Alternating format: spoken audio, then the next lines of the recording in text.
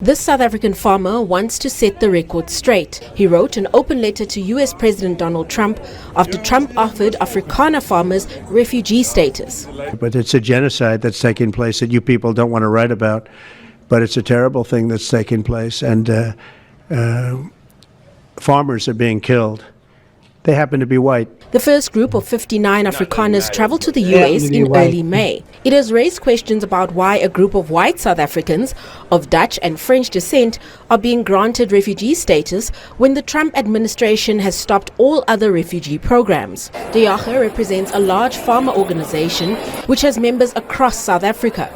He says while it's true that farm murders are a major problem, Trump hasn't got the facts straight. I wrote the letter to Trump because I feared that he might have a misunderstanding of what is going on here. We thanked him for having sympathy with our cause, but we also said,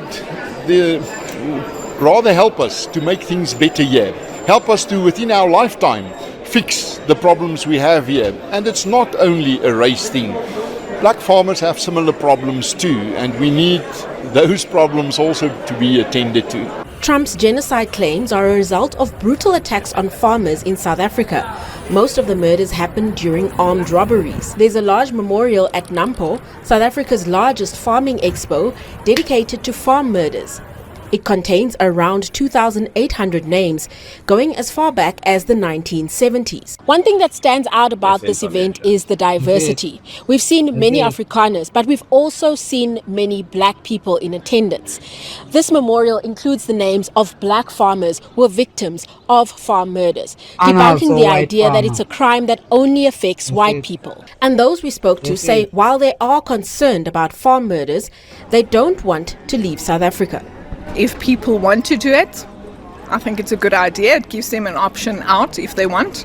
But I personally would not do it. This is my country.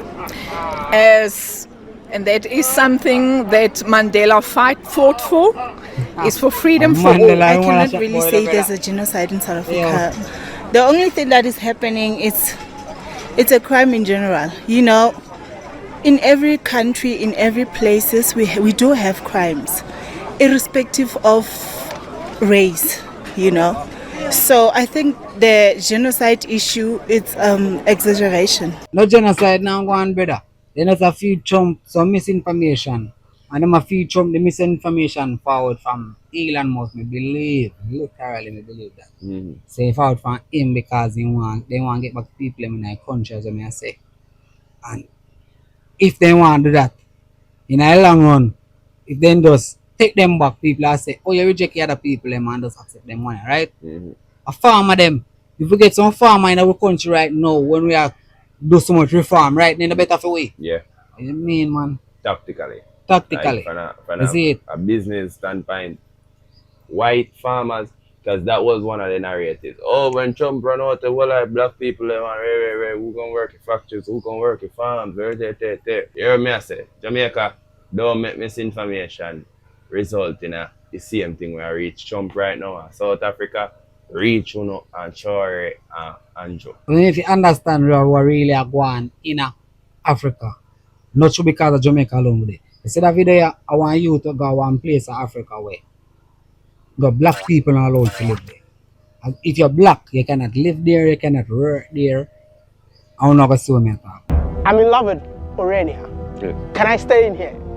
You're not African. Yeah, man, say, Afrikaners are descendants of Dutch settlers who arrived at the Cape of Good Hope on a boat in the year 1650. I want never remember from the video before with the youth. You might tell us when the white people arrive, we spot them they capture first. The Cape. Same place that you tell about, Cape of Good Hope. South Africa has a rich history stretching back thousands of years. However, our story really begins with the arrival of European explorers in the 15th century. By the early 17th century, Dutch colonists established a settlement at the Cape of Good Hope, and from there the community steadily expanded and formed its own distinct Afrikaner identity. This eventually led to the creation of two states in the mid-19th century, the South African Republic and the Orange Free State. However, while the white Afrikaners were pushing inland, Britain also established a foothold. Having seized the Cape in 1795, it waged a series of wars with the indigenous black African populations before defeating and annexing the Afrikaner states. In 1910, the various colonies and territories were merged to become the Union of South Africa. This lasted until 1931, when South Africa, alongside other predominantly white British colonies, effectively gained independence as a dominion under the British Crown.